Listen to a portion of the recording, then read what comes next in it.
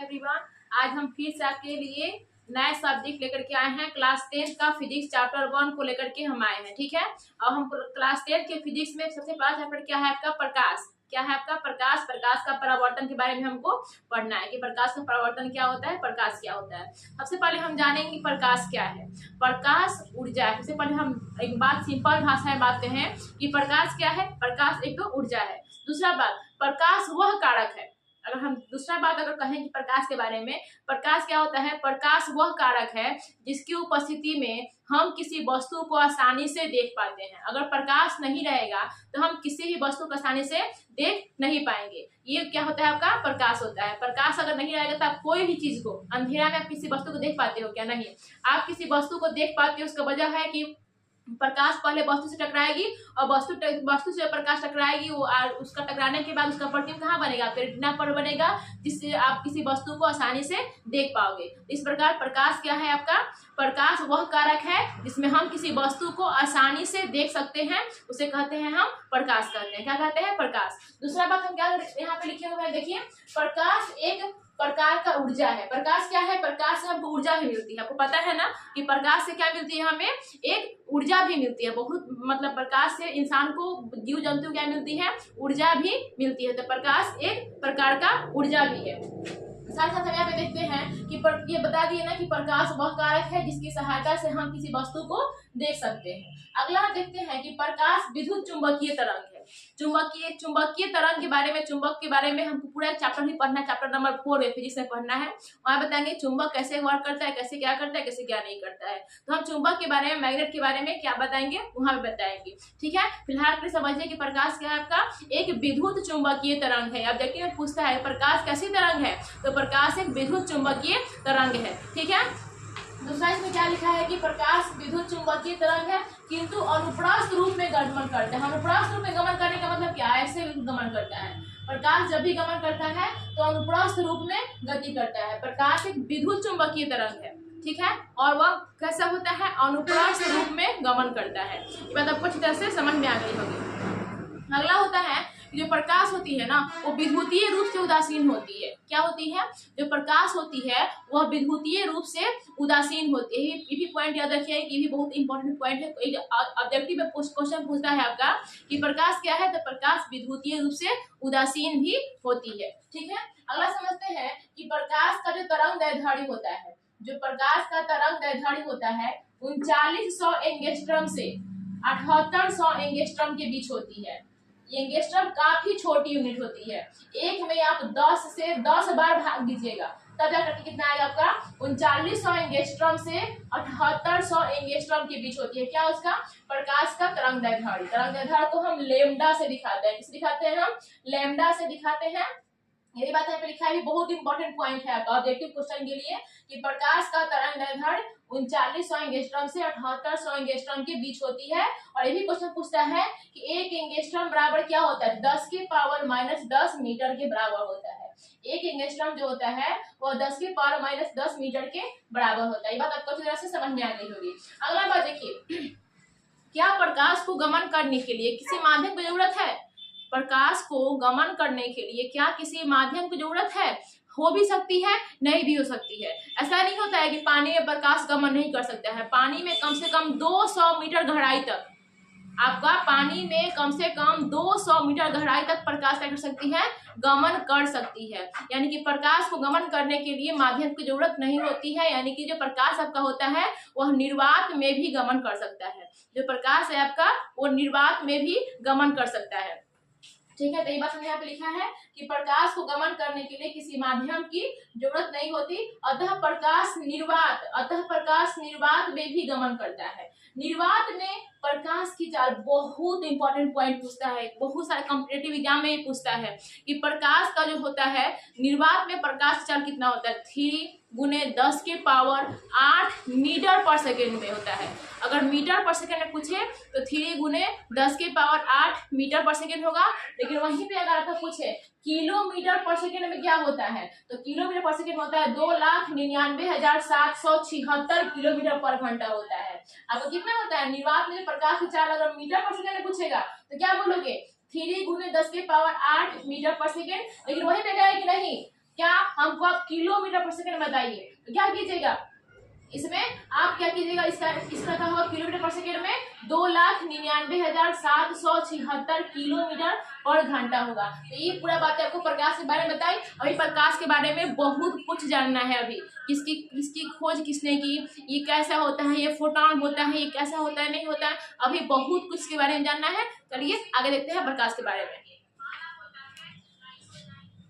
अब देखिए इसके अलावा हमको प्रकाश में और क्या जानना है। हमने अभी तक जितनी बातें आपको बताई आज के पहले वाले वीडियो में, अब इसमें आपको फिर बता रहे हैं कि जल के अंदर, बताए हैं आपको थोड़ा देर पहले कि जल के अंदर आपकी 200 मीटर गहराई तक सूर्य का प्रकाश जाता है। क्या होता है, जो जल के अंदर 200 मीटर गहराई तक क्या होता है, सूर्य का प्रकाश जाता है। यानी कि हमने बताया कि प्रकाश बिना माध्यम के भी गमन कर सकता है और माध्यम में भी गमन कर सकता है। देखिए प्रकाश जो है, विभिन्न माध्यमों में प्रकाश की चाल क्या क्या होती है। आपको मैंने बताया ना कि प्रकाश निर्वात में भी गमन कर सकता है और उसके लिए वो माध्यम में भी वो गमन कर सकता है। जल के अंदर जो होता है सूर्य का प्रकाश कितना मीटर तक जा सकता है, वह कम से कम 200 मीटर गहराई तक जा सकता है। अब देखिए विभिन्न माध्यमों में प्रकाश चाल क्या क्या होती है। सबसे पहला माध्यम आपका पानी होता है। तो पानी में कौन सा कितना प्रकाश चाल होता है, 2.25 10 के पावर 8 मीटर पर सेकेंड, 7 मीटर पर सेकेंड नहीं होगा। उसके बाद कांच में प्रकाश चाल कितनी होती है, 2.00 10 के पावर 8 मीटर पर सेकेंड, वही 2 गुने 10 के पावर 8 मीटर पर सेकेंड। निर्वात में तो आपको पता है कि 3 गुने 10 के पावर 8 मीटर पर सेकेंड होता है। नायलॉन में कितना होता है प्रकाश चाल, 1.96 गुने 10 के पावर 8 मीटर पर सेकेंड होता है। वहीं पे अगर हम देखें रॉक साल्ट की बात करें तो रॉक साल्ट में 1.96 गुने 10 के पावर 8 मीटर पर सेकेंड प्रकाश की चाल होती है। लेकिन वहां पे बात करें हम तारपीन का तेल, तारपीन का जो तेल होता है उसमें प्रकाश चाल कितना होता है, 2.04 गुने 10 के पावर 8 मीटर पर सेकेंड। अब देखिए इतना बात समझते हैं कि प्रकाश की चाल विभिन्न माध्यमों में भी गमन करता है, बिना माध्यम के भी गमन कर सकता है, यानी कि प्रकाश की चाल निर्वात में भी गमन कर सकता है। दूसरा बात यहाँ पे अगला पॉइंट में लिखा है, सूर्य का प्रकाश पृथ्वी तक आने में मोस्ट इंपोर्टेंट क्वेश्चन होता है। जो सूर्य का प्रकाश होता है वह पृथ्वी तक आने में 8 मिनट 19 सेकंड का समय लगता है। जो सूर्य का प्रकाश होता है उसे पृथ्वी तक आने में कितना समय लगता है, 8 मिनट 19 सेकंड का समय लगता है। अगर हम सेकंड में बात करें तो 499 सेकंड का समय लगता है। अगर मिनट सेकंड दोनों में अगर बात करें तो 8 मिनट 19 सेकंड के बाद का समय लगता है। लेकिन 8 मिनट को आप सेकंड में बदल जाओगे तो कितना हो जाएगा, 8 छः 48, 480 में 8 छः 48 और इसको 19 को जोड़ दिए तो कितना हो जाएगा आपका 499 सेकंड का समय लगता है। कुल समय कितना लगता है, सेकंड में कहे तो हम 499 सेकंड का समय लगता है। ठीक है। अब देखिए एक न्यूटन नामक वैज्ञानिक थे, उन्होंने बताया, एक न्यूटन नामक वैज्ञानिक थे, उन्होंने फिजिक्स के क्षेत्र में बहुत सारी बातें कही। सबसे पहली बातें कही उन्होंने प्रकाश में कि प्रकाश जो होती है आपका वह सीधी रेखा में गमन करती है। कैसे गमन करती है, वो सीधी रेखा में गमन करती है। और दूसरा बात बताया उन्होंने कि जो प्रकाश होती है अत्यंत छोटे छोटे कण से मिलकर बनी होती है। आप कभी देखिएगा ध्यान से, प्रकाश सूर्य का प्रकाश सुबह सुबह उगता है उस समय देखिएगा एकदम लगता है ना कि उसमें धुआं धुआं टाइप का बिल्कुल पतला छोटे छोटे से महीन में से धुआं उड़ रहा है। उसमें उस प्रकाश को ध्यान से देखिएगा तो ऐसा लगेगा ना कि उस प्रकाश में क्या होता है, छोटे छोटे महीन धुएं टाइप के दिखाई देंगे, बिल्कुल छोटे छोटे दिखाई देंगे। उसे हम क्या बोलेंगे, इसी बात को न्यूटन साहब ने कहा था कि जो प्रकाश होती है अत्यंत सूक्ष्म कणों से मिलकर बना होता है, काफी छोटे छोटे कणों से मिलकर के बने होते हैं। किसने बात कहा था, न्यूटन ने बताया।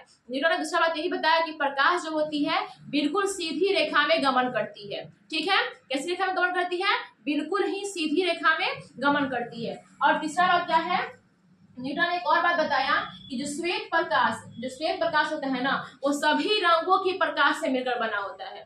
जो श्वेत प्रकाश होता है वो सभी रंगों के प्रकाशों से, जो सभी रंगों होते हैं, क्या हमने लिखा है, श्वेत प्रकाश सभी रंगों के प्रकाश से मिलकर बना होता है। यही बात किसने कहा था, न्यूटन साहब ने कहा था। मतलब न्यूटन साहब ने 3 बातें कहा था। पहला, प्रकाश सीधी रेखा में गमन करता है, प्रकाश अत्यंत छोटे छोटे कणों से मिलकर बना होता है, और तीसरा बात क्या बताया कि जो श्वेत प्रकाश होता है वह सभी रंगों के प्रकाश से मिलकर के बना होता है। इतनी बातें प्रकाश के बारे में न्यूटन ने बताया। आगे हम देखते हैं कि और कौन कौन से वैज्ञानिक हैं जिन्होंने प्रकाश के बारे में क्या क्या बातें बताई। ठीक है, तो हम इसमें आगे देखते हैं इसके बाद। अब देखिए यहाँ पे हमने क्या सीखा, प्रकाश के बारे में बहुत कुछ बातें अभी पढ़ा। उसके बाद कुछ पॉइंट है जो ऑब्जेक्टिव में आपके बनते हैं, क्लास 10 में ऑब्जेक्टिव में कुछ पॉइंट बनते हैं और साथ साथ आपके कॉम्पिटिटिव एग्जाम में भी सब पॉइंट आपके पूछे जाते हैं। ठीक है, तो पहला पॉइंट इसमें हमने एक और भी लिखा है कि प्रकाश के व्यक्तिकरण, प्रकाश के जो व्यक्तिकरण का सिद्धांत था वो किसने दिया था, आपका थॉमस यंग ने दिया था। यहाँ पे देखिए प्रकाश के व्यक्तिकरण का सिद्धांत किसने दिया था, थॉमस यंग ने दिया था। दूसरा क्वेश्चन है आपका कि प्रकाश के तरंग का सिद्धांत किसने दिया था, क्वेश्चन पूछता है ऑब्जेक्टिव में बार बार पूछता है कि प्रकाश के तरंग का सिद्धांत किसने दिया था आपका, तो हाइजेन ने दिया था। वैज्ञानिक का नाम है इधर थॉमस यंग, हाइजेन, रोमर, मैक्सवेल, सब किसका नाम है, न्यूटन, किसका नाम है आपका, वैज्ञानिक का नाम है। प्रकाश के बारे में इन्होंने क्या क्या बातें कही, ये सब बातें यहाँ पे हमने ऑब्जेक्टिव टाइप का बना करके लिख दिया है। प्रकाश के तरंग का सिद्धांत किसने दिया था, आपका हाइजेन नाम वैज्ञानिक ने दिया था।